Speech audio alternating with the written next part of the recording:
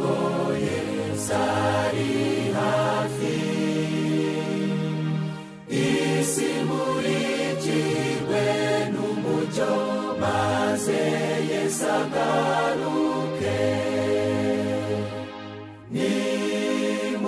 Nimusingize uwo mwana w'intama watambwe, nimwamamaze ko Yesu agiye kwima. Muri kano kanya rero tudatinze cyane ko igihe dufite atari kirekire cyane, ndifuza yuko twinjira mu cyigisho cyacu, icyigisho cya 9 mu gitabo cy'intambara ikomeye. Nk'uko mwese mubizi, tumaze igihe kirekire twiga iki gitabo, kandi niba Imana ikiduhaye agahe tuzakomeza tukige mpaka dusoje ibyigisho 42. Tugeze no ku cyigisho cya 9 kivuga ngo umugorozi w'umusuwisi. Icyigisho cya 9 kiravuga ngo umugorozi w'umusuwisi.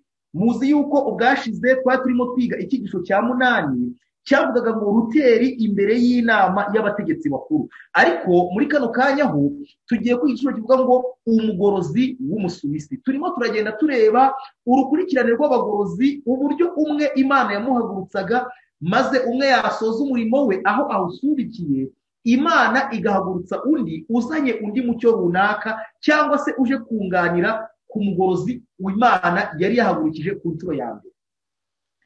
Ubwashize rero twari kureba kuri Martin Luther, twabonye ibintu byinshi cyane yakoze, uburyo yahagaze imbere y'inama y'abategetsi bakuru. Ariko ikintu gikomeye cyane twakuye muri icyo cyigisho ni ikintu cyitwa gutekereza neza ku buryo buri muntu wese mu minsi iri imbere agomba kuzahagarara imbere y'itorero na leta. Nk'uko Yesu Kristo byamugendekeye, niko natwe bigiye kutugendekera, kandi nako byagendekeye abagorozi nk'uko twabonye kuri Martin Luther. Ndagira mbabwire yuko hari igihe tugiye kugeramo aho buri muntu wese kwizera kwe kuzageragezwa, bigaragare niba koko yizera Imana cyangwa se niba kwizera kwe guhungabana, gutwarwa n'imiyaga yose. Kandi umuntu wese azaba asabwa guhagarara imbere y'itorero, itorero ryihuje na leta. Icyigisho cya 9 kiravuga ngo umugorozi w'umusuwisi. Uyu mugorozi w'umusuwisi tugiye kureba nuwo bita Ulrich Zwingli. Ni umugorozi w'umusuwisi, niwe tugiye kwigiraho. Niyo mpamvu mbasaba cyane ngo tube maso kandi ijuru ritugenderere, tugire ikintu dukura muri kino cyigisho. Nibyo ndibifuriza kandi nanjye ndifuriza. Reka dusenge Imana. Mana, turagushimiye, turaguhimbaje, izina ryawe rihabwe icyubahiro. Turakuraritse muri kano kanya ngo uzubane natwe. Reka imitima yacu ihugukire kumva icyo tubwira, kandi uduhe gufata ibyemezo bitajenjetse. Turi mu minsi ikomeye cyane, turi mu minsi ya nyuma. Iyi minsi iradusaba kuba abantu basenga, abantu bafata ibyemezo batajegajega. Reka uduhagarike mu mwanya mwiza muri kano kanya, mu izina rya Yesu, amen. Umugorozi w'umusuwisi, paragrafe ya mbere ku ipaje y'124 hari amagambo avuga ngo mu gutoranya abakozi bo mu kuvugurura itorero hagaragara ya gahunda y'Imana yakoreshejwe mu kuritangiza. Umwigisha waturutse mu ijuru yirengagije abantu bakomeye bo ku isi, abanyacyubahiro n'abakire bari bamenyereye gusingizwa no guhabwa icyubahiro nk'abayobozi b'abandi. Bari abantu bibona cyane kandi buzuyemo no kwiyiringira. Mu ikuzo bari bafite byuzuye ubwirasi mu buryo batashoboraga guhinduka ngo bifatanye na bagenzi babo, kandi bafatanye n'umunyanazareti wicishaga bugufi. Abantu batashoboye kwiga n'abarobyi bamenyereye umuruho b'i Galileya nibo bagejejweho uyu muhamagaro ngo nimunkurikire, nzabagira abarobyi b'abantu. Abo bigishwa bicishaga bugufi kandi bakemera kwigishwa. Kuba batari barandujwe cyane n'inyigisho z'ibinyoma zo muri icyo gihe byatumye Kristo ashobora kubigisha no kubatoza gukora umurimo we, maze barushaho kugenda neza. Uko niko byagenze mu gihe cy'ubugorozi bukomeye. Abagorozi bari ku ruhembe rw'imbere, bari abantu bafite imibereho yoroheje, babaye abantu bo mu gihe cyabo badafite ubwibone buterwa n'imyanya y'icyubahiro, kandi ntibari baratwawe n'urwikekwe n'uburiganya bwarangaga abapadiri. Ni umugambi w'Imana gukoresha abantu boroheje kugira ngo bagere ku bintu bikomeye. Bityo rero ntabwo abantu aribo bazahabwa ikuzo, ahubwo rizahabwa Imana yo ibakoreramo ikabatera gushaka no gukora ibyo yishimira. Aya magambo dutangiriyeho ku cyisho kivuga ngo umugorozi w'Umusuwisi atangiye avuga ikintu gikomeye cyane, kandi icyo kintu ngira ngo ni ikintu umuntu wese akwiriye gutekereza, kubera yuko aha barimo barerekana ihame ry'Imana mu gutoranya abantu bagomba kuyikorera. Iyi Imana ngo igiye gutoranya abantu bayikorera, hari amagambo nasomye mu gitabo cyitwa Rengera Ubuzima bavuga ngo iyi Imana igiye kureba umuntu ishobora gukoresha kugira ngo ayikorere, ntabwo ijya kureba ku bindi bintu abantu bashobora kwitaho. Ntabwo abantu nubwo bwose bashobora kureba ku cyubahiro, abantu bagashobora kureba ku mashuri, abantu bashobora kureba ku gihagararo, abantu bashobora kureba ku bindi bintu biteye ubwoba bishobora gutuma abantu bemerwa, ariko ngo Imana ntijya yita kuri icyo kintu. Ikintu cya mbere Imana ireba ni ukureba ngo mbese uyu muntu afite umutima uciye bugufi ushobora kwemerwa yuko mushyiramo umwuka wanjye maze akankorera. Icyo ni cyo kintu ngo Imana iyo igiye gutoranya umuntu ireberaho. Ntabwo Imana ireba ku buhangange bw'umuntu. Muribuka igihe kintu kigeze kuba, igihe umuhanuzi Samweli Imana yamutumaga kujya gutoranya umwami wa Isiraheli, ariko ikamubwira kujya gutoranya muri bene Yesaya. Ngo yaragiye areba mu bantu batandukanye benshi cyane, abo bita ba Eliyabu, ngo bari bafite uburanga ndetse n'igihagararo gikomeye, ndetse no kubabona ukabona ko abo bantu bashobora gukorera Imana ibintu bikomeye. Ariko ngo igihe cyose yajyaga muri abo ngabo, Imana yabwiye Samweli amagambo akomeye cyane, iramubwira ngo ntubarebe igihagararo n'uburyo bameze, bose nabagaye mu mitima, nta butwari bafite, ntabwo ari abantu umwuka wanjye yakinjiramo ngo bakoreshe. Igihe cyose rero Samweli yari atarasobanukirwa n'imikorere y'Imana, yagomeje kuba nk'umuntu uri guta igihe ku bantu bagaragariraga amaso nk'aho Imana yabakoresha. Ariko byaje kumutungura uburyo yaje gusanga Imana yari yaratoranyije umusore, akana k'agahungu gato cyane, ngo kiragiriraga intama mu ishyamba iyo ngiyo, ako bitaga Dawidi. Dawidi rero yaje gutumizwa, biza gutangaza rero bigaragaye yuko Imana yatoranyije. Iri hame rero ngo ni ihame Imana izahora ikoresha, yamikoresha haba mu gihe cya Isiraheli, ni ihame bigaragara ko izakoresha mu gihe yakoresheje mu gihe cy'itorero rya mbere ubutumwa butangira kubwirizwa. Kandi impamvu iri hame tugiye gusa nk'abaritinzeho ni uko ari naryo hame n'ubundi Imana igiye gukoresha mu gutora abakozi mu murimo wayo uheruka. Abantu bagomba kuvuga ijwi rirenga riheruka, n'ubundi igomba kongera ngo kwakurika iri hame. Bavuze ngo mu gutoranya abakozi bo kuvugurura itorero, ndi gusoma paragarafe ya mbere, hagaragara ya gahunda y'Imana yakoresheje mu kuritangiza. Biragaragara yuko iyi ngiyi ari gahunda y'Imana, Imana ihora ikoresha, kandi ni nayo izakoresha n'ubundi mu gusoza umurimo. Yayikoresheje mu gihe cya Isiraheli, kandi yayikoresheje mu gihe Yesu Kristo yatangizaga umurimo mu itorero rya mbere, kandi n'ubundi yayikoresheje mu gihe cy'ubugorozi. Kandi ndagira mbabwire yuko iyi gahunda n'ubundi niyo igiye kongera gukoreshwa mu isozwa ry'umurimo wacu. Bavuze gute mu ntambara ikomeye ku ipaji ya 125? Ndagira ngo mbabwire abantu Imana igiye gukoresha uyu murimo uheruka. Ntabwo ari abantu mushobora gutekereza. Abantu benshi cyane bazajya batungurwa nk'uko umuhanuzi Samweli yatunguwe abonye abantu yari yiteze, yatekerezaga mu by'ibigaragara asanze atari Imana yatoranyije. Baravuze ku ipaji ya 125 kugira ngo mwumvire ihame ry'Imana. Paragarafu yaho ya 3 baravuze ngo uku niko ubutumwa bwa marayika wa 3 buzamamazwa, ubwo igihe kizagera ubwo butumwa bubwirizwe mu mbaraga ikomeye. Uwiteka azakorera mu bikoresho byiyoroheje kugira ngo bifashe imitima yaberejwe gukora umurimo we. Abakozi bakwiriye uwo murimo ni abazarobanurwa binyuze mu gucunga umurimo w'Umwuka Muziranenge, aho kuba babitorejwe mu mashuri. Abantu bafite kwizera kandi bahora basenga bazumva bahatwa n'umwete mwinshi kujya kwamamaza ayo magambo bahawe n'Imana.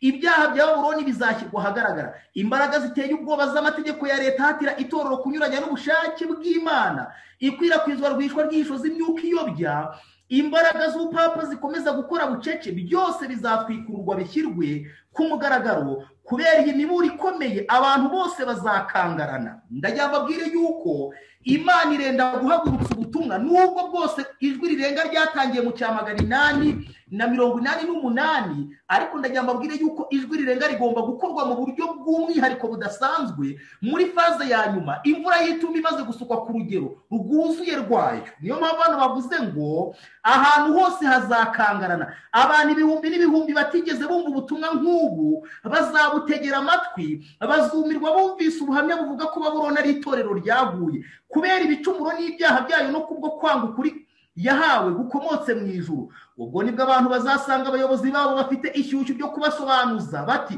ese ibi bintu ni ukuri? ababwiriza babo bazabasubirisha amagambo y'amahimbano nk'uko babamenyereje, babashukashukisha ibibanezeza kugira ngo baturishe imitima yabo izaba ifite ubwoba kandi bagushe neza intekerezo zabo zabahagurukiye. ndagira mbabwire ikintu gikomeye cyane inshuti bavandimwe. hari ikintu ngira ngo babwire gikomeye cyane kigiye kuzabaho kuri ubu butumwa ubwo bugiye gusoza. ubu ngubu abantu benshi cyane bigishijwe ibinyoma, nk'uko tubisoma mu gitabo cy'ibyahishuwe cya 17 ndetse cya 18, tubwirwa ibya maraya wicaye ku nyamaswa itukura, kandi uwo maraya ngo mu ruhanga rwe yari afite izina ry'amaberane ryanditsweho ngo Babuloni ikomeye, nyina w'ibizira byose, nyina w'abamaraya bose, kandi nyina w'ibizira byose bikorerwa mu isi. uwo maraya ubuhanuzi bugaragaza yuko ashushanya itorero ryahinduye amategeko y'Imana. itorero abahanuzi benshi cyane bari baragiye bavugaho, nk'iyo turebye muri Daniel cya 7 ku murongo wa 25, ari amagambo avuga ngo uwo mwami niwe uzavuga ibyo kugomera isumba byose, azarenganya abera bisumba byose, azigira inama zo guhindura n'amategeko, kandi bizarekerwa mu maboko ye kugeza aho ibihe n'igihe n'igice cy'igihe bizashirira. ubwo bwami bwa nyuma mu mwami ane Daniyeli yeretswe yashushanywaga n'inyamaswa enye muri Daniel cya 7. ubwo bwami bwa nyuma buvuga ubupapa cyangwa se ubwami bwa Roma. ubwami bwa Roma cyangwa se ubupapa nibwo bwahinduye amategeko y'Imana, buhindura itegeko rya 7 ry'isabato, maze bwishyiriraho itegeko ry'igihimbano icyumweru, kugira ngo abantu bose bazajye baruka kuri uwo munsi. kandi niba mubyitegereza neza murabona yuko intambwe zirushaho kugenda ziterwa. rero n'ubundi ibyashize 17 iyo bavuga maraya, nyina w'abamaraya bose kandi nyina w'ibizira byose, n'ubundi bavuga itoro Kiliziya Gatolika ry'i Roma, kuko niryo torero ryayobeje amahanga yose kandi rikayobya abandi b'isi bose bakaba basambana n'iryo torero. ariko ndagira mbabwire ngo ni itegeko rya kane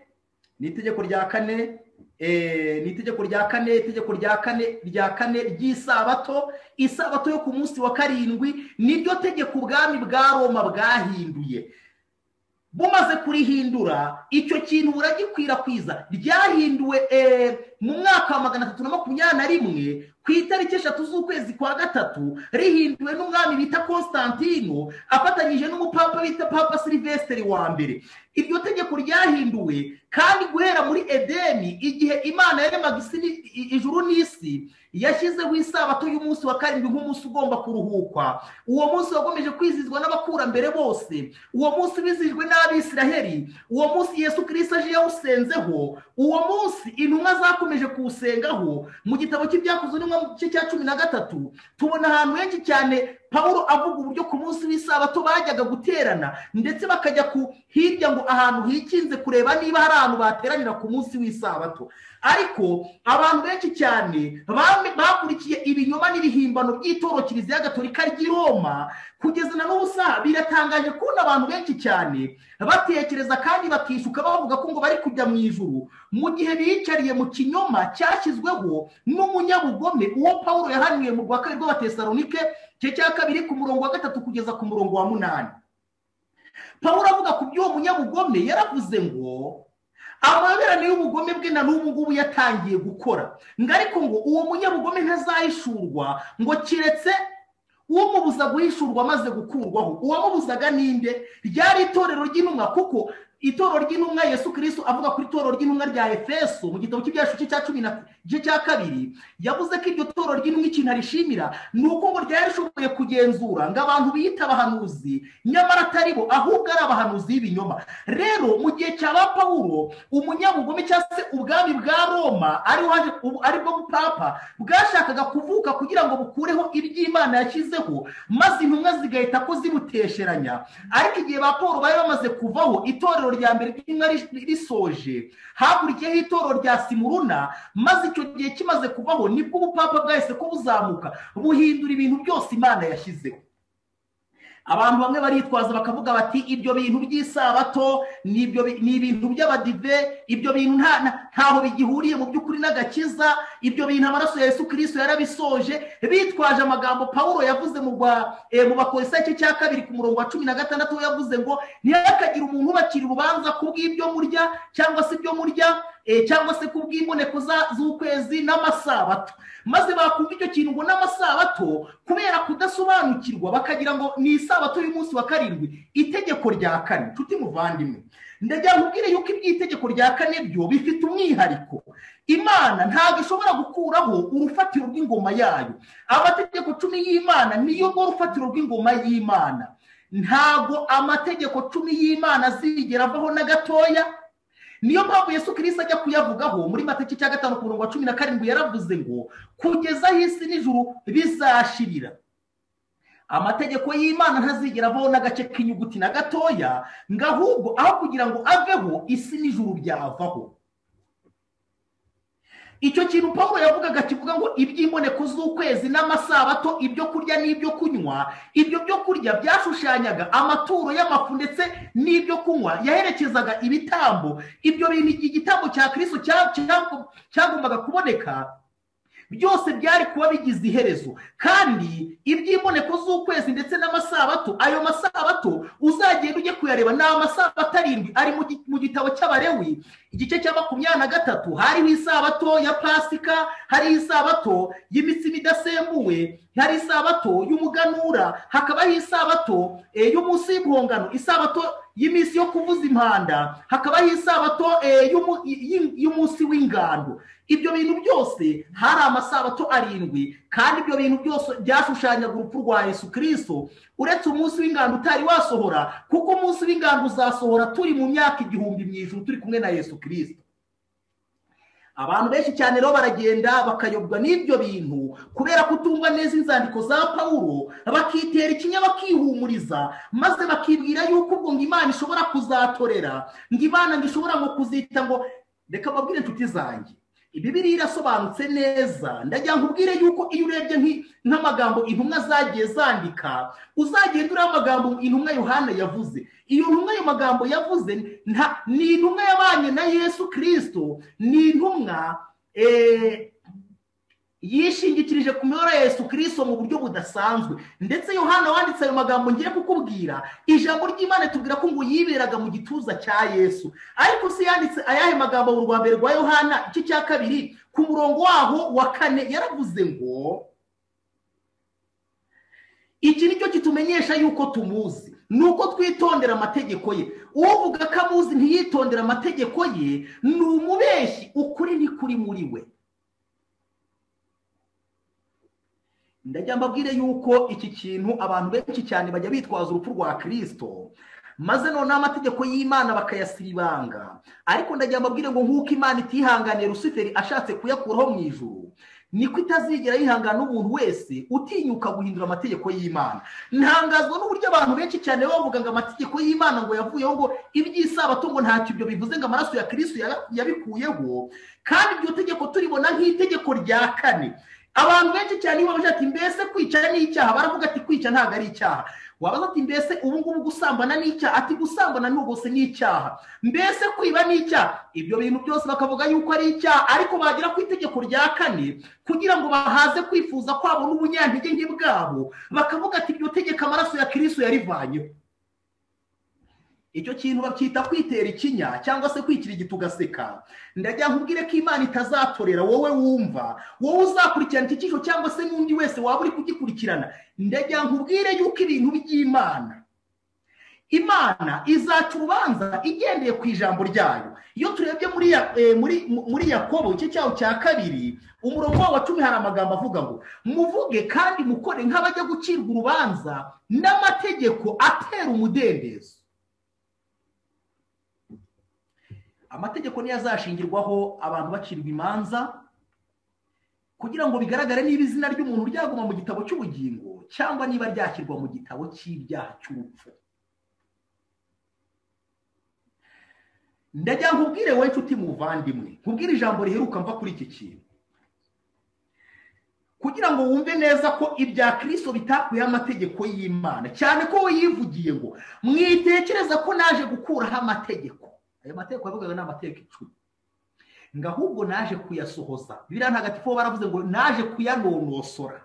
Impamvu yavuze ngo yaje kuyanonosora nuko Yesu Kristo yaje amategeko y'Imana yumvwa nabi. Ni nayo mpamvu iyo turebye muri Mateka 5 ku cyigisho cyo ku musozi, Yesu Kristo byamusabye kongera gufata ayo mategeko ayasobanura mu buryo bwimbitse burenze ubwo abafarisayo bari barayigishijemo. Ndajya nkubwire yuko ikintu kikwereka ko amategeko y'Imana atigeze avaho. Nureba muri Mateka 5 urabona uburyo Yesu Kristo we yaje kongera kuyanonosora kugeza ubwo itegeko ryose yari azi ko ryagiye ryigishwa nabi yagize ikintu arivugaho. Yavuze nk'ibintu bijyanye n'iteko ry'ubusambanyi, arigaragaza mu buryo abantu batari barizi, aho yanababwiye yuko n'umuntu ureba umuntu akamwifuza aba yamaze gusambana nawe. Ababwira ku kintu ababwira ni amategeko menshi yagiye asubiramo, maze abavuga no ku iteko ry'isabato, kubera ko n'abafarisayo nubwo bwose bayubahirizaga ariko bageraga naho bakora ikintu cyo gukabya bakayubahiriza mu buryo budakwiriye. Arangije abwira abantu ngo aho kugira ngo amategeko azave, isi n'ijuru byashira. Kandi reka mubwire ikindi kintu gikomeye cyane kigukurira inzira ku murima, we wihumurije bitewe n'uko Satani yagushutse. Nyamara reka nkuburire, kubera yuko nzi neza yuko Satani azaguseka, kubera ko azakubaza impamvu utafashe igihe ngo uhuze ibintu n'ibindi, wiga amateka ubyige neza ubona ukuntu ibintu byahinduwe kandi byari biri mu bitabo bitari biri kure yawe ahantu utakabakaba ngo ukikire. Reka nkubaze ikibazo kimwe nshuti muvandimwe, mbese wari watekereza ku murongo uri muri Matayo 24? Reka ngusomere uyu murongo kugira ngo dutekereze neza, kugira ngo icyo kintu cyose umuntu yaba arakubeshye nawe niba uri umuntu utekereza ugitekerezeho. Reka nkubwire, ugifatire igihe kugeza ubwo mwuka w'Imana kikumvishije. Nzi ko abantu benshi cyane bashaka guhinyura iby'amategeko y'Imana ndetse cyane cyane isabato bitwaje ngo urupfu rwa Yesu Kristo. Ariko Pawulo yigeze abaza abantu atari ko dukore ibyaha kugira ngo ubuntu busage, mbese ubuntu bukuraho amategeko? Aravuga ati oya, ahubwo turayakomeza. Mateka 24 ku murongo waho wa 20 Yesu Kristo avuga ibyo kurimbuka kwa Yerusalemu, igihe yabwiraga abigishwa uburyo Yerusalemu izarimbuka, akababwira uburyo ingabo nizigota Yerusalemu kizaba ari ikimenyetso cy'uko Yerusalemu igiye kurimbuka. Ndajya babwire ko ubuhanuzi Yesu Kristo yabuhanuye mu mwaka 31, ariko ubwo buhanuzi bwagombaga kuzasohora nyuma y'imyaka 29 mu mwaka 70. Ariko kugira ngo wumve agaciro Kristo yaherezaga isabato, ndagira ngo dusome uyu murongo maze bikwereke neza yuko isabato mu bitekerezo bya Kristo ntabwo Yesu Kristo yigeze atekereza nk'uko abantu muri iyi minsi bari gutekereza ku murongo upfuye, batekereza yuko ngo urupfu rwe rwari gukuraho isabato. Yabwiye abigishwa ngo ibi bintu nyuma y'imyaka 29 mu mwaka 70 Yerusalemu izagotwa isenyurwe, ariko arangije arababwira ngo namwe musenge kugira ngo guhunga kwanyu kutazaba mu mezi y'imbeho cyangwa se ku munsi w'isabato. Mbese nshuti muvandimwe, Yesu Kristo ko yarazi ko ubwo buhanuzi buzasohora yaramaze gupfa, niba yarazi ko urupfu rwe ruzaba rwarakuyeho iryo teko rya 4 ry'isabato, ni gute yari kongera kurigarura akabwira abantu ibyerekeye iby'isabato, ababwira ko bakwiriye guhunga bakwiriye gusenga cyane ngo guhunga kwabo kutazaba kuri uwo munsi w'isabato, ko yari azi ko ibyo bintu bizasohora urupfu rwe rwaramaze kubaho. Ni gute yongeye kugarura icyo kintu cyitwa isabato akagihereza agaciro kandi ibyo bintu byaragombaga gusohora yari amaze gupfa? Ntangazwa n'uburyo abantu bamera nk'abikirigita bagaseka, bakirengagiza ibintu Bibiliya yagiye yivugira bigaragara, bagafata ibinyoma by'ibihimbano bakihumuriza. Ariko nshuti muvandimwe, ubwashize nababwiye ukuntu abantu bazarira amarira y'impitagihe, uburyo ngo abantu bazaririra bagenzi babo, uburyo abavandimwe bazarira bagenzi babo, uburyo ababyeyi bazaririra abana n'abana bakarira ababyeyi babo, bitewe n'uburyo abantu bagiye birengagiza imiburo yatanzwe n'intumwa z'Imana. Nakubwiraga ikintu cyitwa ihame, nicyo cyari gitumye mvuga kuri iki kintu, uburyo ngo ibyaha bya Buroni bizashyirwa ahagaragara. Imbaraga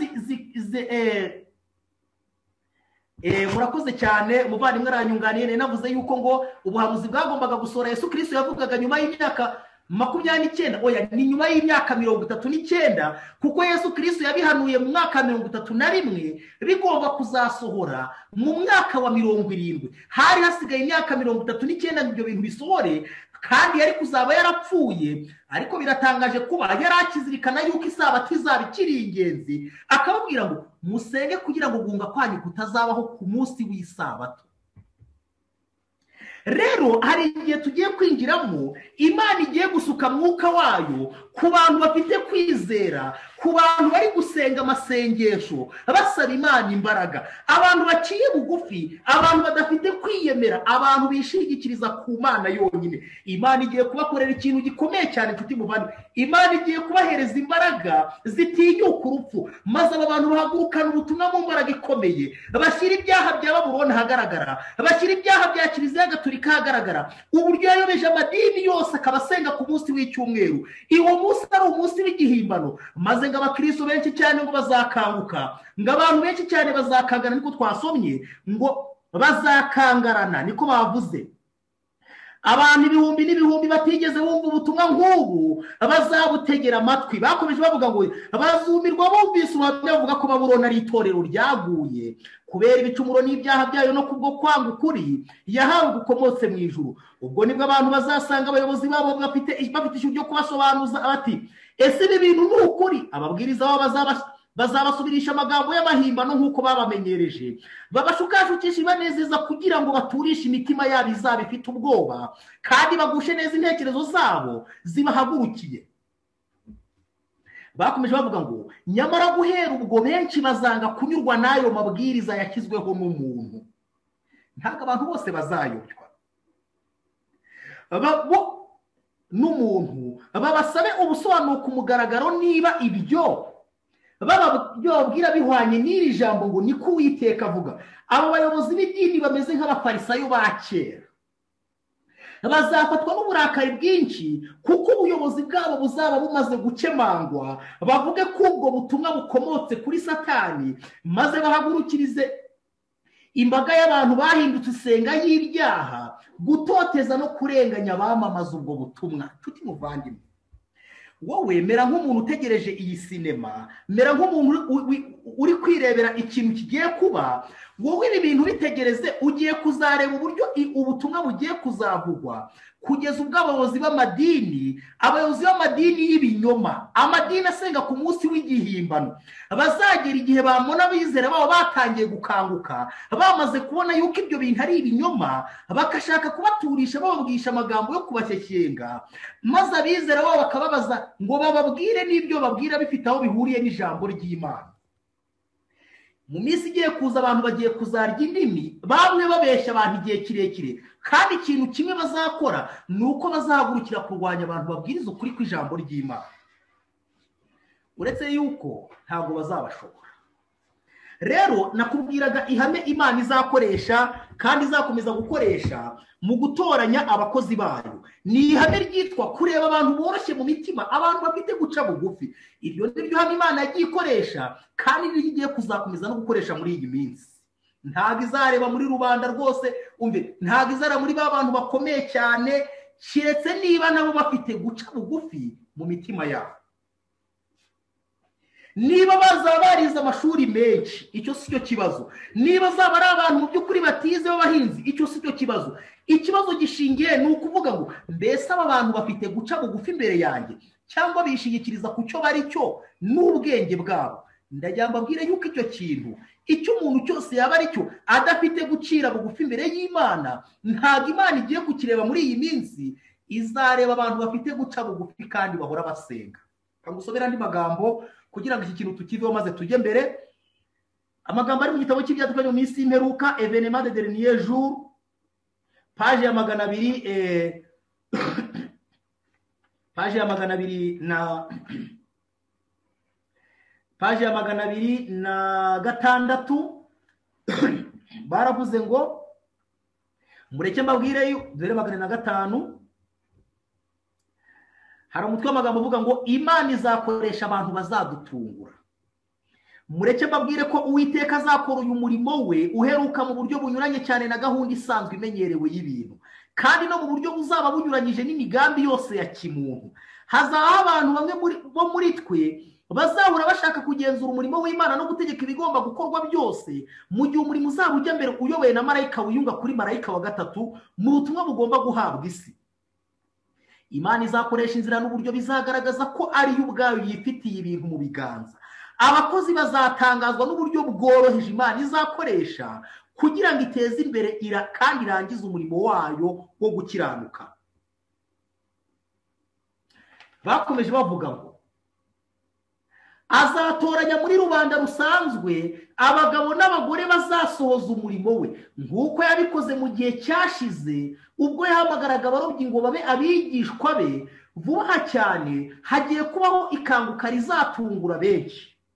Abatazasobanukirwa n'ibikwiriye gukorwa bazatambukwaho, kandi intumwa z'ijuru zizakorana n'abagaragara nka rubanda rusanzwe, kandi zizabashoboza kujyana ukuri mu birere byinshi. Bakomeje bavuga ngo mu murimo ukomeye uheruka ni bake mu bakomeye bazawinjizwamo. Muri ibi bihe byacu Imana izakora umurimo ariko witezwe na bake. Izashyira hejuru kandi yerereze bamwe bo muri twe bazaba barigishijwe n'isigwa ry'umwuka wayo kuruta inyigisho z'imyuka z'inyuma bakuye mu bigo by'amashuri y'ubuhanga.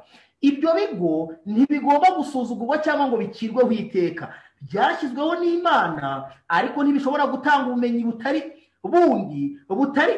ubwo hanze. Imana izagaragaza ko itishingikiriza ku bantu bapfa bize cyane kandi bibwira ko ari ingenzi.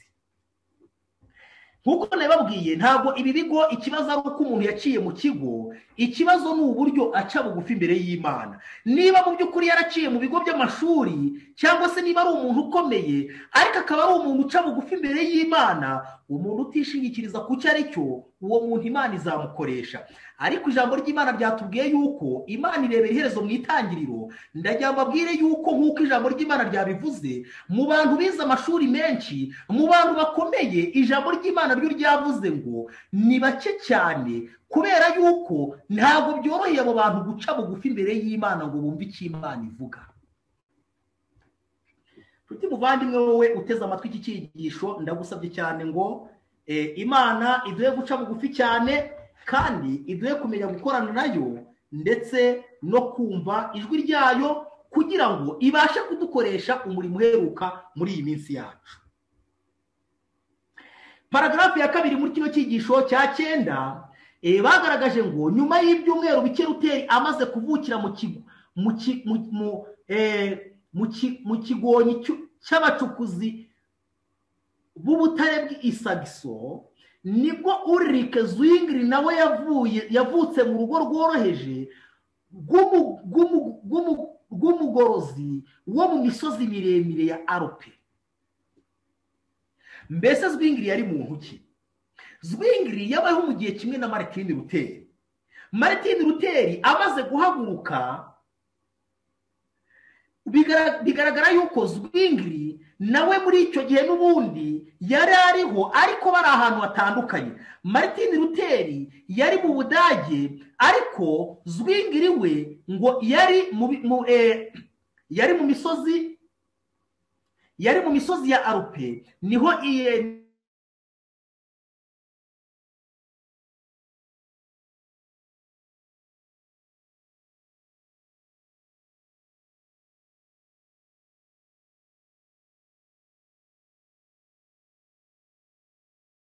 niho iwabo bari batuye. Ariko ikintu kimwe hano ijambo ry'Imana ryagaragaje uyu muntu bita Martin Luther ndetse na Zwingli bari bahuriyeho, baravuze ngo ahari yakikije Zwingli mu bwana bwe ndetse n'uburere yahawe akiri muto byari byo kumutegurira umurimo we w'ahazaza. Yarerewe hagati y'ibyaremwe bitangaje byuzuye ubwiza, bituma intekerezo ze zitwarwa no gusobanukirwa gukomera imbaraga y'igitinyiro y'Imana akiri muto.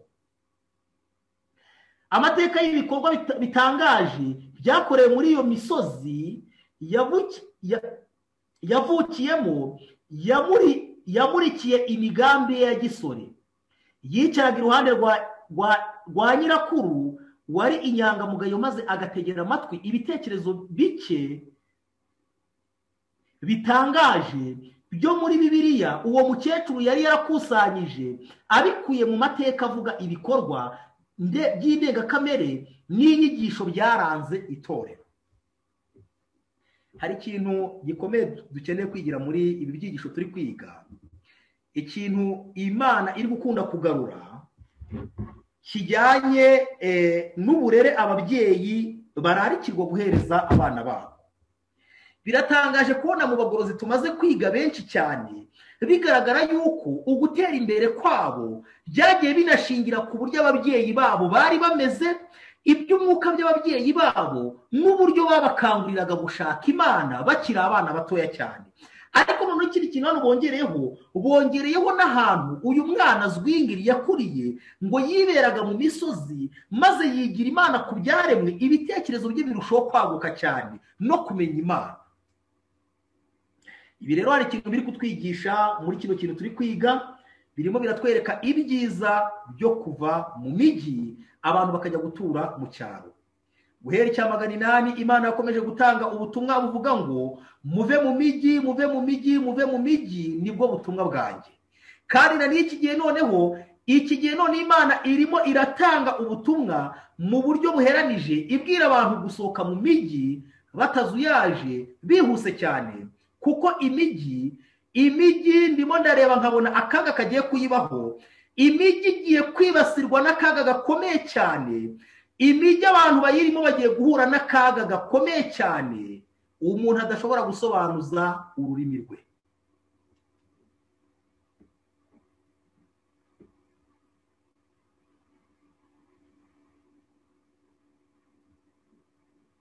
Paragrafu ya nyuma, paji 124. Nk'uko byabaye kuri Luther, se wa Zwingli yifuzaga ko umwana we yiga, maze uwo muhungu akiri muto ava mu kibaya cy'iwabo aho yavukiye. Ubwenge bwe bwagiraga hano muri ino paragrafe bagaragaza yuko ise nawe yajyaga yifuza ko Zwingli yakiga, kandi twabonye ko na se wa Martin Luther icyo cyifuzo yarakigiraga. Ariko turaza kureba itandukaniro rya Martin Luther n'umuntu bita Zwingli. Byaje kugera aho uyu bita Zwingli mu by'ukuri ngo ubwenge bwe bwahoraga bukura umunsi ku munsi, bigaragara ko burushaho kugenda butera imbere, kugeza ubwo noneho byaje gusoza abapadiri ngo b'abadominikani n'abafrancisco bamaze kubona ubwenge bw'uyu mwana ngo bwateraga imbere, bifuje kumujyana mu bigo byabo. Ariko igihe bifuza kumujyana mu bigo byabo, ngo ise wa Zwingli yakoresheje ibishoboka byose icyo gitekerezo arakirwanya, maze bisoza se wa Zwingli yanze icyo kintu. Paragrafe ya 2 mo hagati ku ipaji 25 hari amagambo avuga ngo igihe Luther yari akiri umunyeshuri we ubwe yari yarakingiranye, baravuze ngo abadominikani b'i Berlin babonaga ko nibabasha kwigarurira uwo munyeshuri ukiri muto wari ufite impano zitangaje byari kubazanira inyungu kandi bikabahesha icyubahiro. Kuba yari umusore w'intarumikwa, kugira impano kamere yo kuba intyoza n'umwanditsi, ubuhanga bwe muri muzika n'ubusizi byajyaga kubafasha cyane kubakururira abantu baza mu materaniro yabo, kandi bakabongerera inyungu kurusha ibyo bari basanzwe bakora. Bakoreshaga ubucakura no kumushyeshya kugira ngo batume Zwingli yinjira mu kigo cyabo.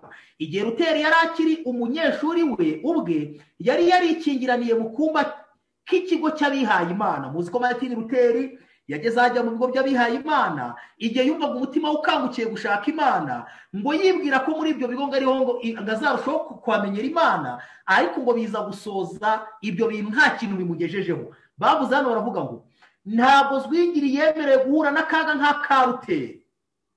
Kubw'amahirwe umubyeyi wa Zwingiri yaje kumenya imigambi iwabo wa padiri, ntabwo yari agambiriye kwemerera umuhungu we kuyoboka imibereho y'ubunebwe no kuba imburamumaro abapadiri babagamo. Se yabonye ko kuzaba ingirakamaro kwa Zwingiri mu gihe kizaza biri mu kaga, maze amutegeka kugaruka imuhira atazuyaje. Zwingiri yumviye iryo tegeko ry'umubyeyi we, ariko uwo musore ntiyari kumara igihe kirekire ashimishijwe no kuba muri icyo kibaya yavukiyemo, maze bidatinze asubukura amasomo ye ajya kwiga ahitwa i Bazeli. Zwingiri rero yaje kuva muri ibyo bigo by'abapadiri maze acika iyo mitego ikomeye, ariko n'ubundi ngo ntiyatindiganyije, yahise kajya aho bita i Bazeli. Aho bita i Bazeli rero hageze, Zwingiri yaje kuhahurira n'umwigisha wigishaga mu ishuri witwaga Wetembaki. Uyu Wetembaki ngo yari yarize ngo indimi zitandukanye, ariko ngo yari yarize Igiheburayo ndetse ngo yari yarize Bibiliya kugeza ubwo yari yarize ubutumwa bwiza. Maze ngo muri iryo shuri yigishaga ba Zwingiri niho yaje kubigisha iby'ubutumwa bwiza, abereka uburyo igitambo cya Yesu Kristo ari kinyoko muntu yose ikwiriye kuboneramo, ikwiriye gutegamo agakiza. Zwingiri igihe yumvaga ubwo butumwa bwamukoze ku mutima, maze ibyo bintu abyakirana umunezero ukomeye cyane.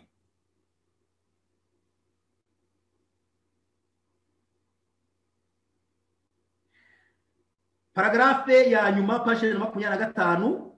Zwingiri amaze kwakira ubwo butumwa, bidatinze Zwingiri yahamagariwe kuva i Bazeli kugira ngo atangire umurimo we. Aho yatangiriye ni muri paruwasi ya Alpine. Zwingiri amaze kumva ubwo butumwa abwiwe n'uwo Wetembaki, wari warize ubutumwa bwiza, wari waravumbuye ibinyoma bya Kiliziya Gatolika bibeshya abantu ko bashobora kubona imbabazi z'Imana baziguze. Ibyo bita indurugenzi, aho twabibonye mu cyisho cyavugaga ibya Martin Luther n'uburyo yarwanyije ibyo bintu. Zwingiri ngo yahise kahamagarirwa, yavuye i Bazeli aho ngo yigaga, maze ahamagarirwa kujya muri paruwasi ya Alpine. Aho muri paruwasi ya Alpine, iyo paruwasi yari iri hafi neza naho yavukiye. Twabonye ko yavukiye mu misozi ya Alpine, noneho ahamagarirwa kujya kwigisha muri iyo paruwasi, ndetse ngo muri iyo paruwasi yahise ko yerezwa kuba umupadiri. Amaze kuba umupadiri, ndagira babwire ko ikintu cyabaye kuri Zwingiri ni nk'ikintu cyabaye kuri Martin Luther igihe yamagarwaga n'ubundi nawe kuba umupadiri i Wittenberg. Ngo nk'uko Martin Luther ngo yimbitse mu nyandiko maze agatangira kwiga, niko uyu Zwingiri amaze kuba umupadiri nawe yakomezaga kwiga ijambo ry'Imana. Ariko ko kurushaho kwiga ijambo ry'Imana, ngo niko yagiye abona yuko ngo iby'ijambo ry'Imana rivuga bihabanye n'ibinyoma bya Kiliziya Gatolika, maze ngo aza kugera ku mwanzuro ukomeye cyane, aho yaje kuvuga amagambo akomeye ngiye kubasomera ku ipaji 126. Dore umwanzuro yaje kugeraho igihe yabonaga yuko ibintu byose ari gusoma mu ijambo ry'Imana binyuranye n'amahame ya Kiliziya Gatolika. Dore umwanzuro yagezeho, yaravuze ngo ubwo yavugaga ibyamubayeho muri icyo gihe, nyuma yaho yaranditse ati, ni paragrafe ya mbere hagati, page 26. Nyuma yaho yaranditse ati, igihe natangiraga kwirundurira mu byanditswe byera, ubucurabwenge n'inyigisho z'iyobokamana byahoraga binteza impagarara. Amaherezo nageze kuri ibi, ndatekereza nti ngomba kureka biriya binyoma, maze nkiga ubusobanuro Imana itanga mukuye mu ijambo ryayo ryoroheje. Bityo natangiye gusaba Imana ngo imurikire, maze ibyanditswe byera bitangire kurushaho kunsobanukira mu buryo bworoshye.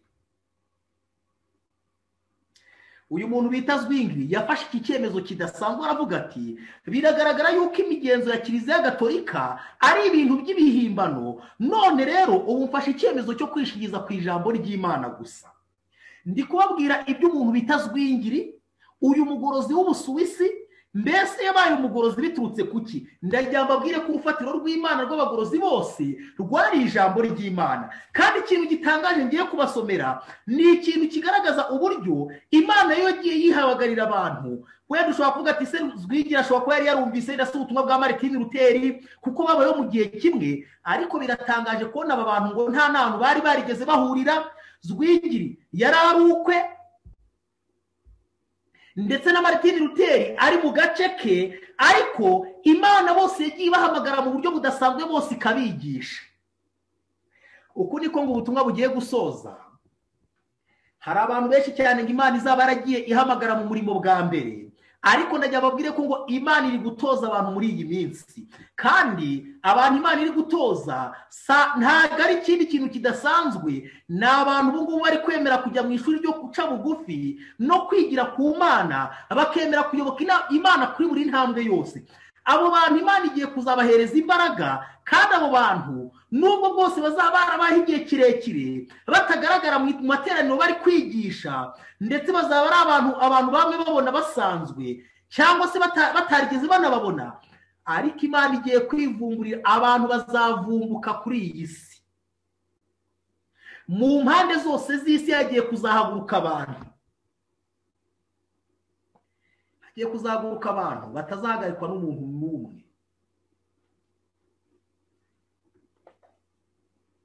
hagiye kuzahaguruka abantu bameze nka Rwingiri, batazakoma mu nkokora n'iterabwoba ry'abategetsi b'ibihugu,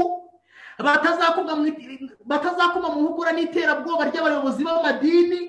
ni abantu bazaba bayobowe n'umuyobozi wabo umwe, Yesu Kristo. kandi aba bantu bagiye guhaguruka muri kino gihe, ndetse mugiye kubona kandi vuba cyane bidatinze.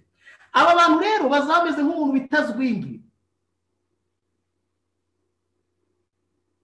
Paragrafu ya 2 paje 23 baravuze ngo ntabwo inyigisho Rwingiri yabwirizaga yari yarazikomoye kuri Luther, yari yarazihawe na Kristo. uwo mugorozi w'Umusuwisi yaravuze ati niba Luther abwiriza ibya Kristo akora ibyo nanjye nkora. abantu yazanye kuri Kristo ni benshi kuruta abo nazanye, nyamara ibyo ntacyo bitwaye. nta rindi zina nzitirirwa uretse irya Kristo, kuko ndi umusirikari we kandi niwe mugaba wanjye wenyine. nta jambo na rimwe nigeze ndandikira Luther cyangwa nawe agire iryo anyandikira. ibyo ni ukubera iki? ni ukugira ngo bigaragare uburyo Mwuka w'Imana ativuguruza, kubera ko twembi twigishwa inyigisho ya Kristo, tugahuza muri ubwo buryo kandi tutarahuye. ndagira babwire ko abantu bari mu mpande zose z'isi, ndagira babwire ko abantu bari muri Amerika, abantu bari i Burayi, abantu bari muri Afurika, abantu bari muri Aziya, bigiye gutungura isi cyane kuzajya ikumva abantu bose bahagurukiye icyarimwe, kandi bakumva umuntu ibyo umwe ari kuvuga n'ibyo undi ari guhamya, bakajya kurenganya umuntu umwe mu mugabane wa Afurika, bakumva n'abandi bahagurutse mu mugabane wa Aziya. nasomye amagambo avuga ngo ubutumwa bugiye gusoza ni ubutumwa ndakumirwa, ni ubutumwa nk'abantu bazajya kurwanya ariko babone ko batabishobora, kubera ko buzaba bufite imbaraga irenze imbaraga y'abantu bapfa. niyo mpamvu babwira ngo ntihakagire umuntu n'umwe uheranwa n'ubwoba. nimuhaguruke ubu butumwa tububwirize kandi duhagarare ku kuri kw'ijambo ry'Imana, kubera yuko Imana yo mu ijuru n'isi irusha ububasha n'ubushobozi abantu bapfa bafite umwuka unyura mu mazuru. abantu Imana ishobora gukora ku mwuka wayo bagahita ko ibyabo birangira. ntabwo aribo dukwiriye gutinya, ahubwo dukwiriye gutinya Imana yonyine yo yaremye ijuru n'isi. niyo mpamvu dukwiriye kujya mbere cyane tukabwiriza ubutumwa nta bwoba. ntabwo Imana igeze ihereza abantu umwuka w'ubwoba. ijambo ry'Imana mu gice cya 8 kiravuga ngo ntabwo twahawe ku mwuka w'ubwoba, ahubwo twahawe ku mwuka udutakisha ngo Abba.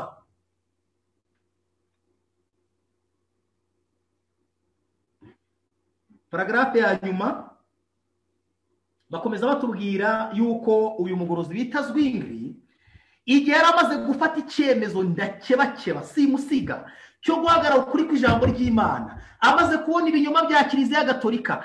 Rwingiri yakoze iki? yagomeje kujya mbere, maze uyu Rwingiri mu cya 516 yagize amahirwe yo kugera aho bita guhamagarirwa kujya kubwiriza mu kigo cy'abapadiri cyari ahitwa iyesderine.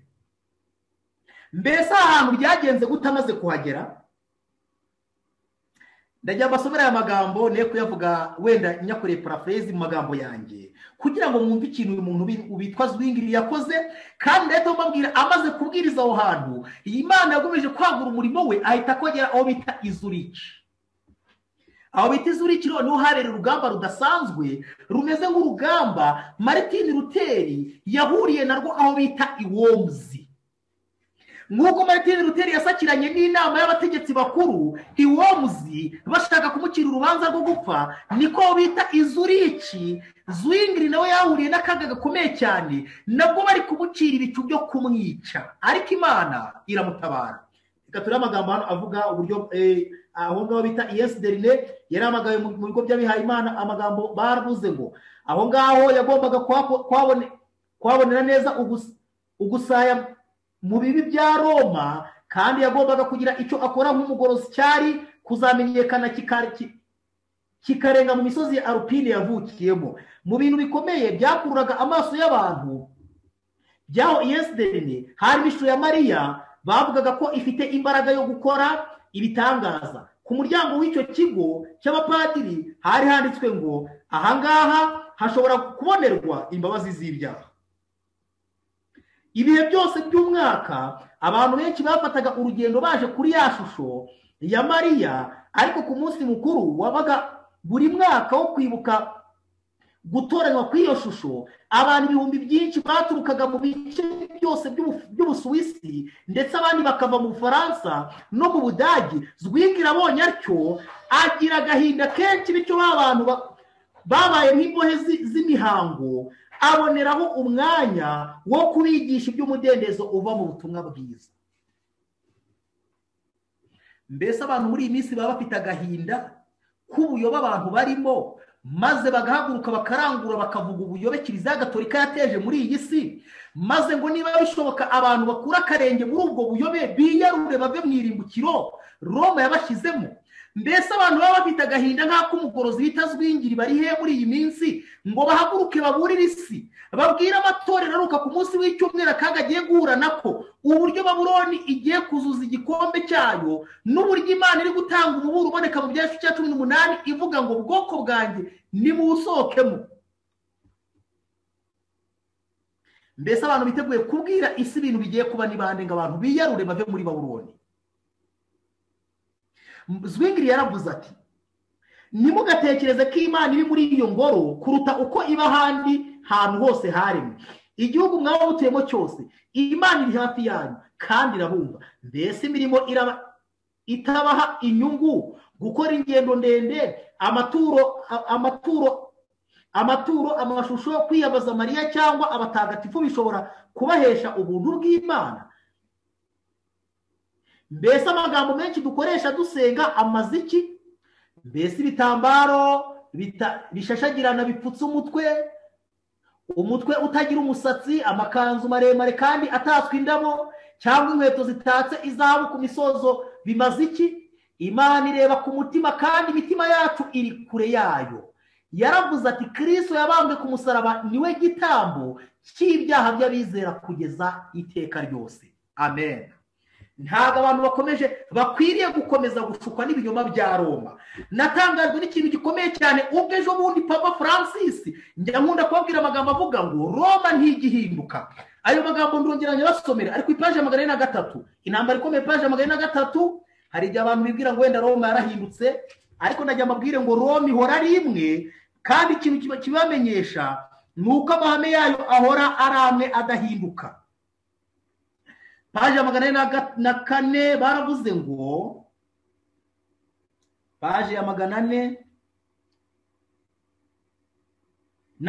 baravuze ngo muri iki gitoro ry'Iroma ryerekana uruhande rwiza imbere y'amahanga, ariko rikikigiriza gusaba imbabazi kubw'ubugome buteye ubwoba rizwiho. Mbese sibyo turi kubona muri iyi minsi? Ejo ni twabonye Papa Francis ari gusaba imbabazi ku Bawaridense yishe, Abawaridense ubugatolika ubupapa bwishe mu gihe cy'umwijima. Mbese nitwabonye se imbabazi ku ruhare Kiliziya Gatolika yagize muri jenoside yakorewe Abatutsi mu 1994 mu Rwanda. mbese ntituri kubona agenda acicikana hirya no hino agenda asaba imbabazi, ariko ijambo ry'Imana tubwira ngo icyo ni ikintu cyo kwikingiriza, si uko ubupapa bwahindutse.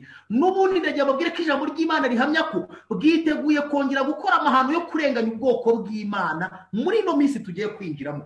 Mwebwe ibyo bintu ni mubitege amaso, kuko ntacyo ubuhanuzi bwavuze kitazasohora, kandi mwe gushukwa n'icyitwa no gusaba imbabazi, ahubwo mwige icyo ijambo ry'Imana ryavuze neza, mutajya mu moshya.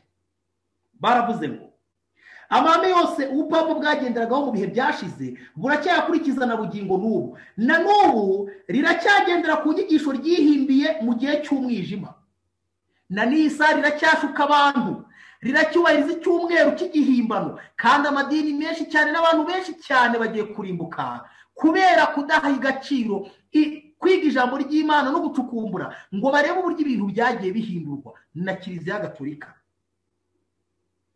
Ntihakagire umuntu wishuka. Ubwo papa abaprotestanti biteguye gupfukamira ni bumwe na bwa bundi bwategekaga isi mu gihe cy'ubugorozi, igihe abantu b'Imana bahagurukiraga icyarimwe bigatuma bahara amagara yabo bagashyira ahagaragara ubugome bwaryo. Ubupapa buracyafite ubwibone no kwishyira hejuru bwategekeshaga abami n'ibikomangoma bavuga ko buhanye n'Imana. Itorero ntiryagabanije ubugome bwaryo cyangwa gukoresha igitugu kuruta mu gihe bwasiribangaga umudendezo w'ikiremwamuntu bukamarira ku icumu abera bisumba byose. Ubupapa buhanye rwose n'uko ubuhanuzi buvuga ko ari bwo buzaba ubuhakanyi bukomeye bwo mu bihe biheruka, kwerekana imico yatuma bugera ku mugambi wabwo neza. Ibyo bintu byo gusaba imbabazi si uko bwahindutse, ahubwo ni ukugira ngo bugere ku migambi yabwo neza yo gushyiraho amategeko y'icyumweru no guhatira abantu batayagenderaho ndetse kugeza ubwo bazicwa. Kwerekana imico yatuma bugera ku mugambi wabwo neza ni rimwe mu mategeko abugenga, ariko muri uko kwihinduranya nk'uruvu buhisha ubumara budahinduka nk'ubw'inzoka.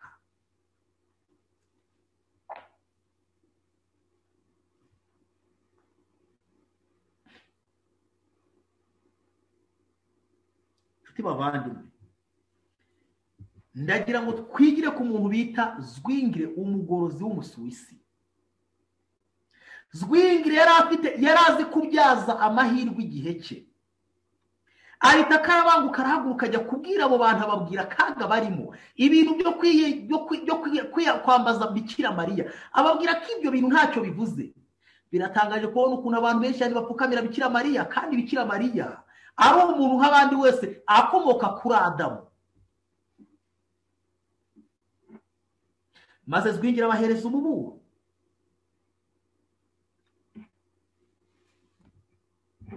Bakomeje bavuga kuri paragarafe iheruka paji 127, imirimo Zwingli yakoreye Iyenserdern yamuteguriye gukora umurimo wagutse kurutaho, kandi niwe waje kwinjiramo bidatinze. Amaze imyaka 3 Iyenserdern aho hantu yabwirije ubutumwa agaragariza abantu yuko ibyo bintu barimo ari ubuyobe, ko nta kindi cyabahesha imbabazi z'Imana uretse kwizera igitambo cya Yesu Kristo, ngo byatumye ahita akatumirwa noneho aho yasakiraniye n'urugamba rwe ruheruka, ari naho tugiye gusoma umurimo we wa nyuma aho bita Izuriche. Izuriche niho yaje kubwiriza ubutumwa mu buryo budasanzwe.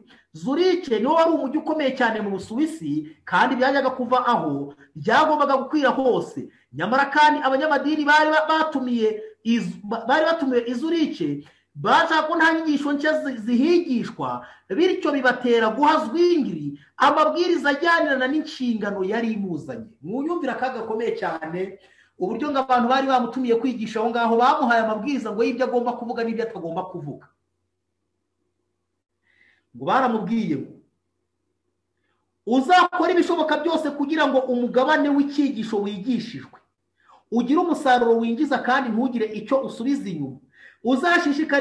Uzashishikariza abizera bose, waba uri kubwiriza kuri altari cyangwa uri kwakira abicuza ibyaha, ko bagomba gutanga icyatumi cyose n'ibindi basabwa, kandi bakerekanisha amaturo yabo batanga ko bakunda itorero. Uzite cyane kukongera inyungu zituruka ku barwayi muri za misa n'indi mihango yose ikorwa. Nihuse cyane bamuhaye amagambo yabo y'ibihimbano ashingiye gusa ku gutuma inarijye yabo ishyirwa hejuru no kwibera abatunzi bakomeye mu by'iyi si. Mbese ibintu byo gushaka gutegeka umutimanama w'ababwirizabutumwa byaba uyu mwuka wa antikristo, uyu mwuka wa kiliziya gatolika waba uri kugenda winjira mu itorero ry'abadivansi munsi wa karindwi muri iyi minsi. Ndimo ndagenda mbibona ahantu henshi cyane, ndetse mu minsi yashize uretse ko wenda Imana yanabyemeye abantu bakaba bahawe akaruhuko gato, ibi bintu byari bikaze cyane, aho ababwiriza bajyaga kwigisha bagahabwa kataloge y'ibintu bagomba kugenderaho. Biratangaje cyane kubona umwuka wa antikristo uri kugenda winjira mu itorero ry'Imana, ukajya kubona ukabona umupasiteri ashize isoni, agiye imbere y'umubwiriza ari kumuha amabwiriza ngo uze kuvuga ibi ngibi, ngo ibi ntubivuge. Mbese uwo mwuka ni uw'Imana cyangwa ni uwa Satani? Abavandimwe, ndagira kubwiza ukuri yuko dukeneye kwihana cyane. Ibintu byo gukinisha ibintu by'Imana abantu bihaye, nibareke mwuka w'Imana akorane n'abagaragu b'Imana, abantu batanga ubutumwa buheruka mu mwuzuro wabwo. Ibintu byo kubwira abantu ibyo kuvuga bitewe n'ubwoba, bitewe n'icyubahiro abantu bishakira, niba ibintu by'Imana abantu barabigiyemo batabishoboye, nibabireke, ariko bareka abantu b'Imana bajye imbere bavuga ubutumwa bagomba gutangariza isi. Ndagira nkubwire we mupasiteri ufite iyo migambi yo gushaka gucubya ubutumwa bw'Imana, ukaba ugenda ubwira abantu ngo vuga ibi ngibi ubireke kandi bari kubwiriza ijambo ry'Imana, ndakwinginga cyane ngo iyo mico uyihindure, kandi umenye yuko uwo mwuka ni umwuka wa Roma, nk'uko tubisomye hano mu gitabo cy'intambara ikomeye. Twababwiye ko igitabo cy'intambara ikomeye ntabwo tuzakira nk'amateka, ahubwo nk'uko umwanditsi w'igitabo yabyiyandikiye, iki gitabo gikwiriye kwigwa tugihuza n'ibiriho, kugira ngo turebe niba tutari kwambarira mu rukweto rw'abatubanjirije dukora amahano nk'ayo bakoze. Ushobora kuvuga ati wenda ibyo ngibyo ni muri kiliziya gatolika, mbese none se we nk'itorero ry'Imana uwo mwuka ni waba ufite, ukaba ufite ku mwuka wa Babuloni utazi ko wamaze kukwinjira.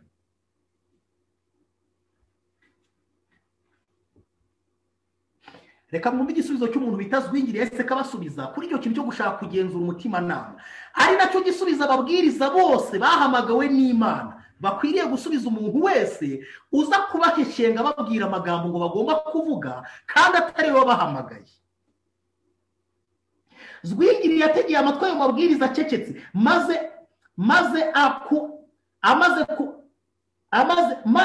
amaze kuvuga ijambo ryo gushima kubwo kuba yarubashywe agahamagarirwa kuza aho hantu hakomeye, yakurikijeho kubasobanurira uburyo ateganya gukoresha. Buriya hari igihe abantu bashukishwa ngo yahamagawe ngo uzaze kudukorera amavuna, akagira ngo wenda ni pasiteri wamuhamagaye. Ndakurahiye, ni ijuru riba ryaguhamagaye. Iyo ushukishijwe icyo cyubahiro maze umuntu akaguteshura mu nzira Imana yagutuyemo, umenye yuko utakiri gukorera Imana, uzaba uri gukorera abantu, kandi ingorano yawe uzamaze kuyibona. Zwingire yavuze ati nubwo bwose mwampamagaye ahantu, reka mbabwire uburyo nge nzakoresha. Yaravuze ati abantu bamaze igihe kirekire cyane bahishwe iby'imibereho ya Yesu, nzabwira cyane ubutumwa bwiza uko bwanditswe na Matayo, mbukura gusa mu byanditswe byera, mbisesengura, ngereranya umurongo umwe n'uwundi, nshakisha uko nasobanukirwa, mbiheshejwe no gusenga ubudasiba kandi bikuye ku mutima. Umurimo wanjye uzibanda ku cyubahiro cy'Imana, ku gusingiza umwana wayo w'ikinege, ku gakiza nyakuri k'abantu, ndetse no kubakomereza mu kwizera nyakuri. Nubwo bamwe muri abo bayobozi b'itorero batemeye gahunda ye kandi bagakora uko bashoboye ngo bayimuteshureho, Zwingire ntiyatezutse. Yababwiye ko atagiye gutangiza uburyo bushya, ko ahubwo agarura uburyo bwa kera bwakoreshwaga n'itorero mu bihe bya mbere byari bitunganye. Nguyu umuntu w'Imana, uyu ni umuntu w'Imana bita Zwingire. Yarazi icyo guhamagarwa n'Imana aricyo, yarazi icyo ubutumwa bwiza busobanuye, ndagira mbabwire ko igihe tugezemo ni igihe abantu bakwiriye kureka imikino yose bigeze babamo. Niba abantu barahamagawe n'Imana nibahagarare mu ruhande rw'Imana, kandi ubu ngubu reka mbabwire yuko imitima y'abantu itari kubwirwa ukuri nk'uko bikwiriye ngo bagusobanukirwe bave mu binyoma n'ibihimbano by'abantu, iri kujya ahantu kure cyane Satani ahita akayifata. Mureke abantu be gukinisha imitima iri kurimbuka ngo bari gukina n'abantu. Nimureke abantu babwira abantu ubutumwa bw'ukuri kandi badaca ku ruhande. Ababwemera babwemere, ababupinga babupinge, maze haboneka imigabane ibiri. Abantu bagomba kujya mu ijuru bakemera kunyura mu irembo rifunganye, n'abantu bagomba gukomeza mu irembo rigari.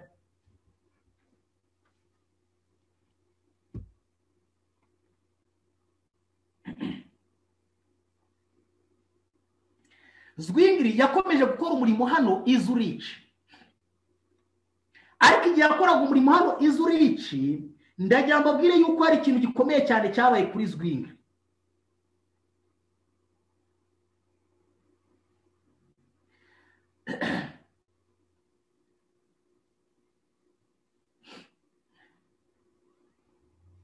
Igihe yakomezaga umurimo hano i Zurich, ku ipaje y'ijana na 29 tubona ikintu cyaje kubaho aho ngaho i Zurich.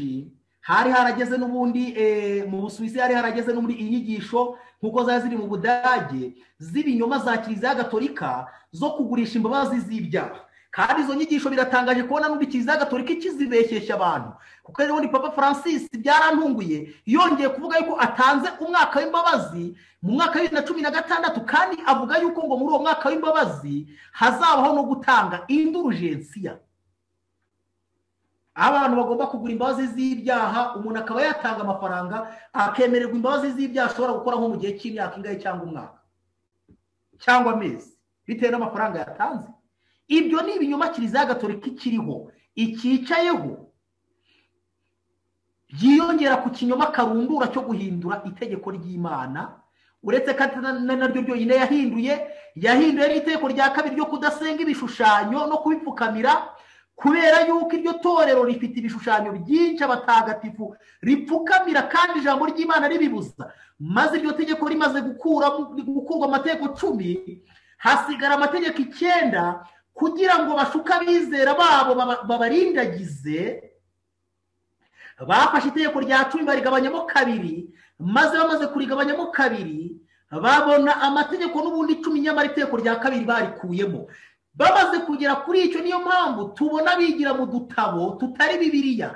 Amategeko ari muri Bibiliya ntagatifu ntago ariyo mategeko aboneka muri gatigisimu ndetse n'igitabo cy'umukristo abizera b'itoro Kiliziya Gatolika bigiramo. Ubwo bwose n'ubuyoba abantu bagiye bagezwaho n'itoro Kiliziya Gatolika ry'i Roma, ariko bakwiriye kubwirwa muri iyi minsi ya nyuma. Kandi ijwi ry'Imana riguhamagara abantu ngo nibasohoke muri Babuloni kugira ngo badafatanya ku bibi byawo by'uwo mudugudu ugiye kurimbuka.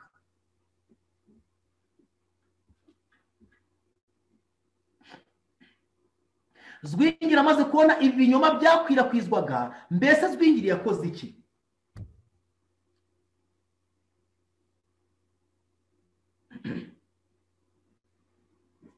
Ahangaha mu Busuwisi muzi yuko mu Budage twabonye uwo bitaga Tetzeri, niwe wacuruzaga imbabazi z'ibyaha indulgensiya. Ariko hano mu Busuwisi ho n'uwo bitaga Samusoni. Baravuze ngo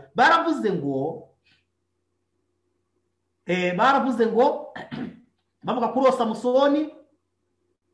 Igihe Samusoni yari amaze igihe gito yinjiye mu Busuwisi, maze akagera mu mujyi wari hafi ya Esderne, hamwe Zwingli yabwirije ahazanye ibicuruzwa bye ibyo by'imbabazi bya indulgensiya. Zwingli yari akiri aho Esderne. Umugorozi Zwingli amaze kumenya ikimugenza, yahise ahagurukira kumuvuguruza. Abo bantu bombi ntibigeze bahura, ariko Zwingli yageze ku nsinzi asobanurira abantu ibya Samusoni, ibyo Samusoni agamije, ku buryo byabaye ngombwa ko ava aho hantu akajya ahandi. Urumva umuntu w'Imana, ntabwo ibintu by'ibinyoma bikwiriye guhabwa umwanya na gato muri iyi saa ya nyuma duhagazemo. ijuru rirashaka abantu bahagaze mu kuri kandi ukuri konyine gusa, tutitaye ngo byavuzwe nande. Nashaka abari pasiteri w'itorero ryacu, niba ari kunywera ku gikombe cya Roma, akwiriye kubwirwa ko akwiriye gucira hakiri kare, kandi nta muntu ukwiriye kumukurikira muri iyo nzira igana mu irimbukiro. Ubu iki si igihe cyo gukina n'ukuri, ni igihe cyo guhagararira ukuri, kandi utabishoboye akajya ku ruhande. Nimureke ukuri kuvugwa mu mwuzuro wako, abantu bashyirwe ku mahame y'abatahajuru, abantu biteguye kwakira imico y'Imana, abantu batari gukina n'abantu barimbuka muri iyi minsi. Ijuru rirabakeneye cyane. Abantu babwira bizera b'itorero ry'Abadivansi munsi wa karindwi, bakababwira akaga ko gukina n'amahame n'ukuri twahishuriwe, bitewe no gushyeshyengwa n'abapasiteri batahindutse n'ababwirizabutumwa bahabwa indonke zo kugira ubutumwa bavuga n'ubundi bareka. Nimureke abantu bahagararira Imana, cyangwa se ibyo bintu babivemo niba batabishoboye.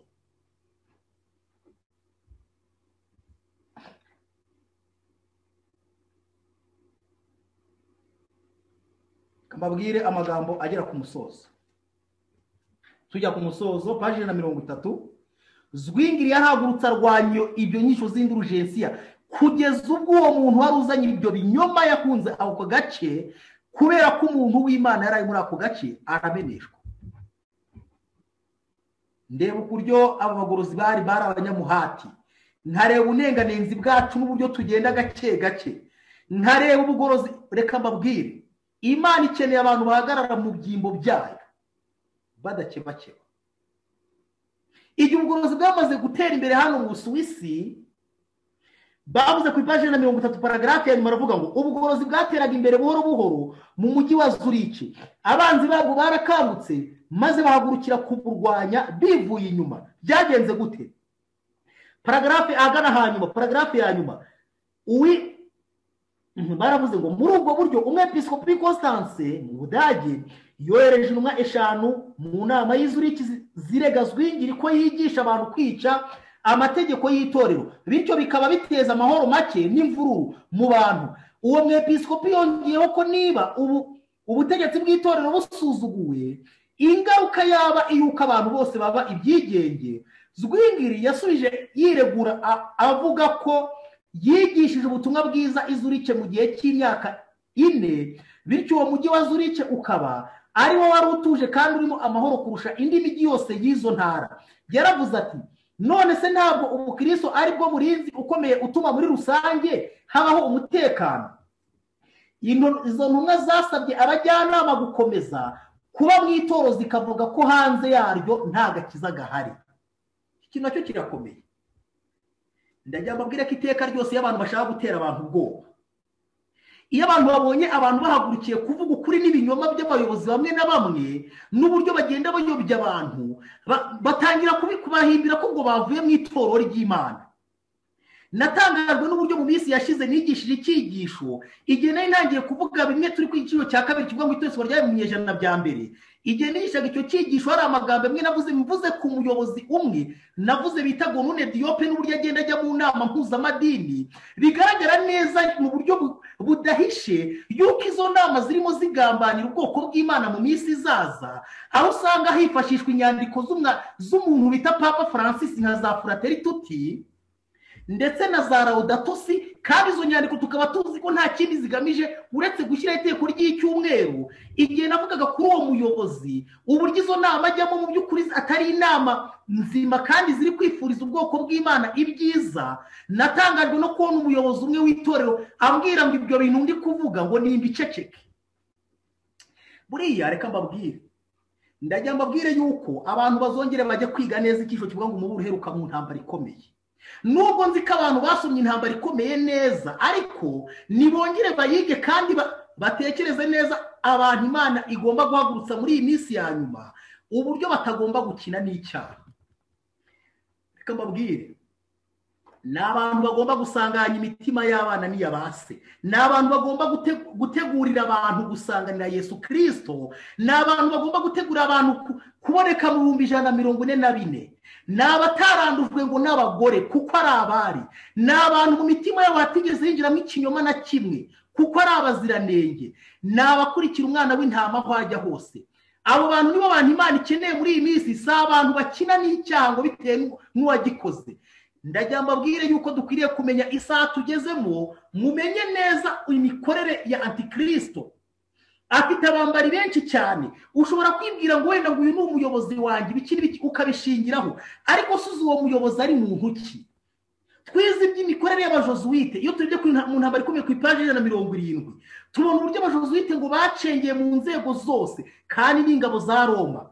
Tubona uburyo ndetse no mu matorero yose na za teolojiya zose bagenda binjiramo.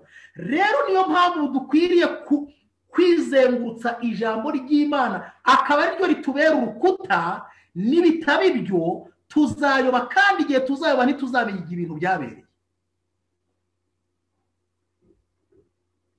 Izo ntumwa zasabye abajyanama gukomeza kuba mu itorero, zikavuga ko hanze yaryo nta gakiza gahari. Zwingli yavuze ko kuri aya magambo y'izo ntumwa ati, nimwumve uburyo yasobanuye abantu itorero. Hari igihe abantu bumva wenda ngo kuko ngo udahuje n'umupasiteri ngo ubwo ngubwo ngo wigumuye ku itorero, kuko badasobanukiye itorero icyo ari cyo. Kababwira, uzatandukanye itorero rigaragara n'itorero ritagaragara. Ushobora kubona umuntu arwanyije ibikorwa by'abantu bari kwigisha inyigisho z'ubuyobe, ukagira ngo arwanyije itorero kandi ari we uri mu itorero neza. Hari itorero rigaragara rifite inzego, hari itorero ritagaragara rizwi na Yesu Kristo. Iryo ni iry'abantu bakiriye Yesu Kristo nk'umwami n'umukiza wabo, badateze kwakira ikinyoma na kimwe, batitaye kukizanye uwo ari we wese. Iryo torero riri mu itorero ry'ibigaragara rifite ariryo twita systeme Imana yahaye inzego zitandukanye. Systeme y'itorero sindi kubabwira ko ikwiriye kuvaho, nta nubwo ndi kuyirwanya, kuko muri iyo systeme hari umurimo ko igomba gukora, ariko muri iyo systeme niho harimo itorero ritagaragara. Kandi iryo torero ritagaragara ni ry'Imana igomba guhagurutsamo abagorozi, abantu bagomba gucyaha ibibi byose bikorwa hitwaje icyo umuntu ari cyo, kuba wenda ari umuyobozi oya. Niyo mpamvu nubona ukuri kuvuzwe kugahabana n'icyo umuyobozi yavuze, ntuzibwire ko umuntu yavuye mu itorero, ahubwo ashobora kuba ririmo neza kurenza uko ubitekereza. Dore ukuntu Zwingli yavuze itorero, kandi guhera nonaha biguhe rwose isomo wiga itorero neza, kuko bitari ibyo abantu benshi cyane bazahura n'akaga.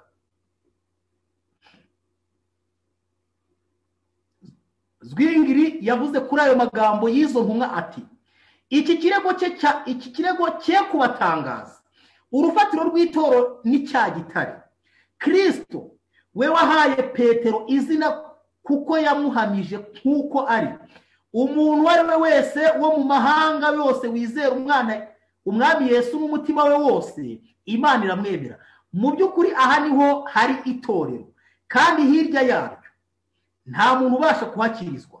Umusaruro wavuye muri iyo nama wabaye uko umwe mu ntumwa w'umukaridinari yari yohereje yemeye iby'ukwizera kuvuguruye. Abari muri iyo nama banze kugira icyo bakora kirwanya Zwingli, bityo Roma itegura igitero gikaze. Ubwo Zwingli yamenyaga ubugambanyi bw'abanzi be, yaravuze ati, nimubareke baze, nimubareke baze, mbatinya nk'uko ibitare byo ku nkombe bitinya imivumba iza ibyisukaho. Igihe Zwingli yari amaze gutsinda abo bantu mu izina ry'Imana, bahise ko bamwigira ubugambanyi, bahise ko bagira ubugambanyi bukomeye cyane kugira ngo bamukureho. Ari nayo magambo ngiye gusorezaho ikintu cyabaye. Ariko Zwingli yavuganye gushira amanga, arababwira ngo nk'uko mubona ibitare byo mu mazi bitajya bitinya imivumba y'amazi abyisukaho, niko nanjye ntinya abo bantu, nimubareke baze.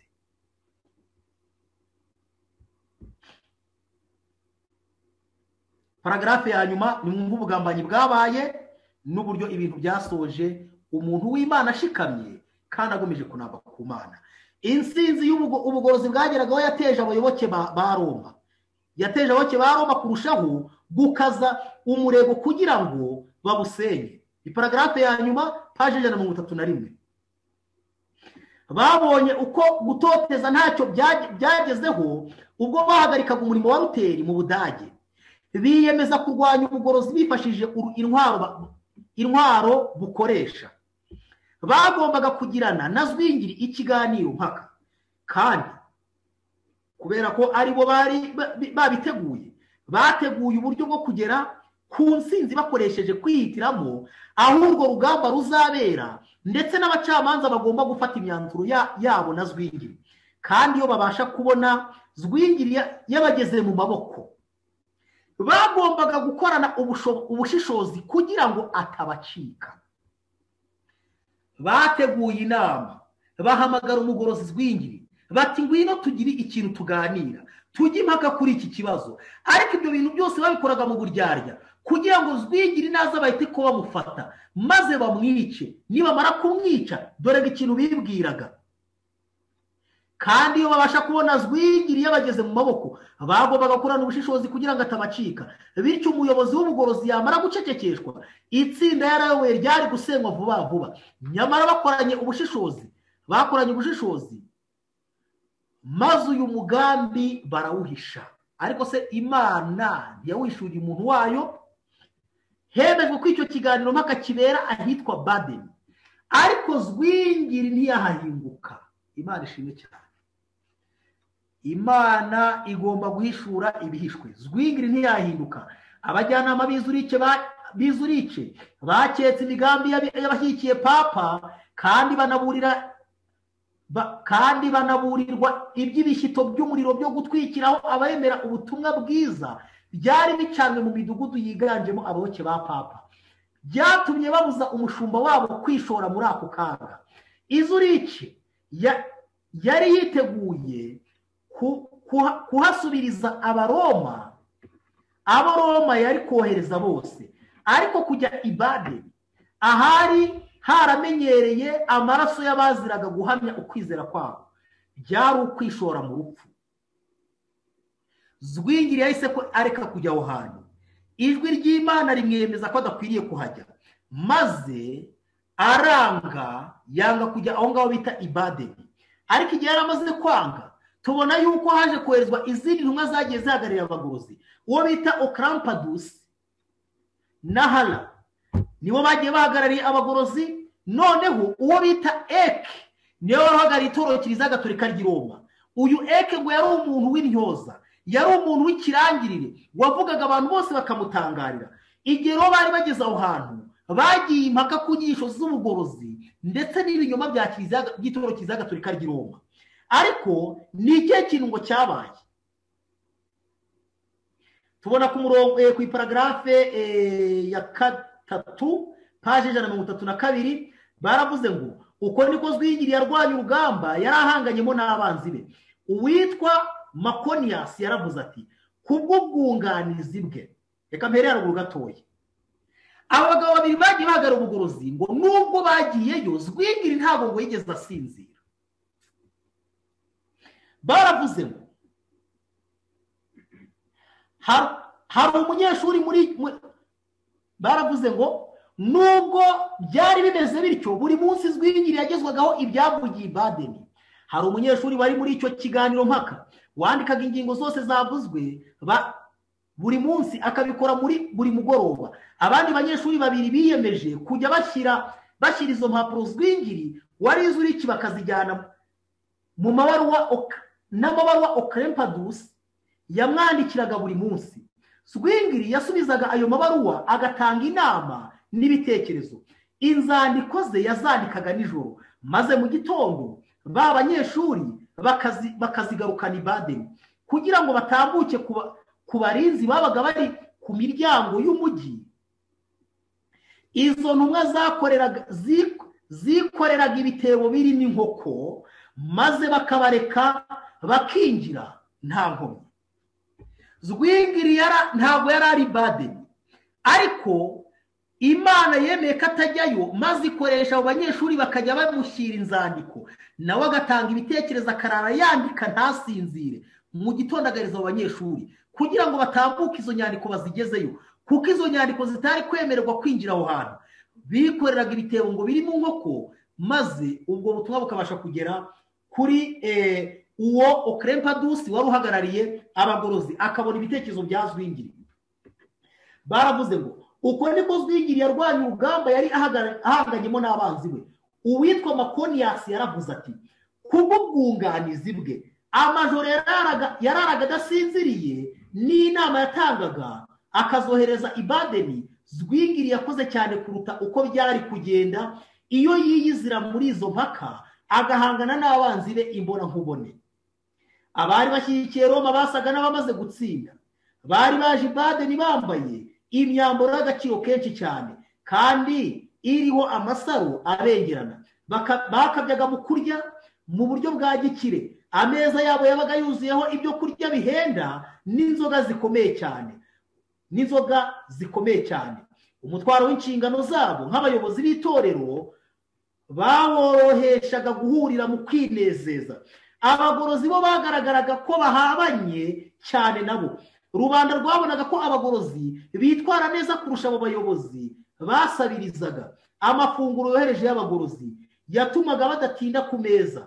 Umuntu wari ucumbikiye Okrempadus, umwe wahagarariye abagorozi, mu nzu yafashe akanya ko kwitegereza ibyo yakoreraga mu cyumba yabagamo igihe cyose yasangaga ari kwiga cyangwa asenga, maze aza kuvuga atangaye ko uwo muntu bitaga ko yayobye ari umuntu w'intungane cyane. Paragrafu ya nyuma isoza iki cyigisho banditse amagambo baravuga ngo ikiganiro mpaka cyarakomeje kimara iminsi 18. Ubwo cyari kirangiye abayoboke ba papa bavuganaga ishema ko batsinze.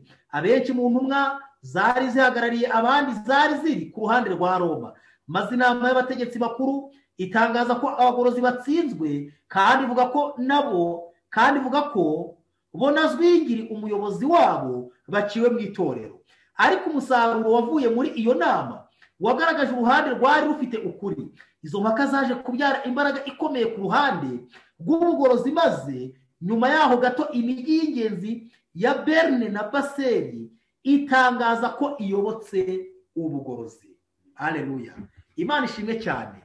Ndajya mbabwire yuko nubwo ibinyoma bya Satani byazajya bigaragara nkaho bigenda bitsinda, kubera yuko mu by'ukuri Satani yarahagurutse ahereza intebe abami b'isi, kandi ndajya mbabwire yuko uko abantu babona nkaho abantu b'Imana ari inkewe ndetse nta mbaraga bafite, ariko ndajya mbabwire yuko umurimo w'Imana uzasozanya gutsinda mu mbaraga ikomeye cyane.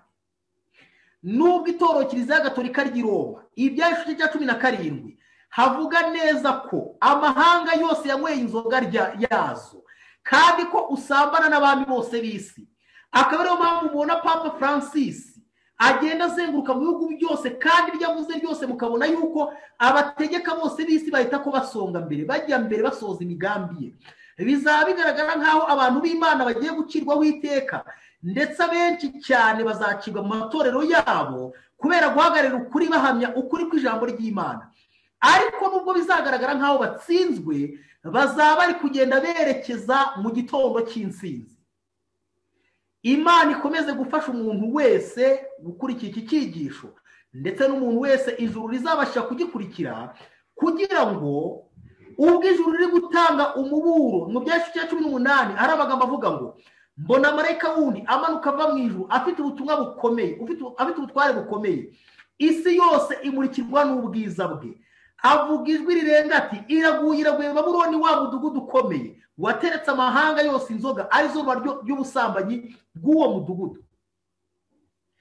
Maze numva irindi jwi rivugira mu ijuru ngo bwoko bwanjye ni musohokemo. Ndinginga umuntu wese ukiri muri Babuloni kandi ukiri kunywa ku nzoga za Babuloni. Inzoga za Babuloni harimo isabato y'igihimbano, umunsi w'icyumweru wahinduwe n'abantu ku gihe cya Constantine.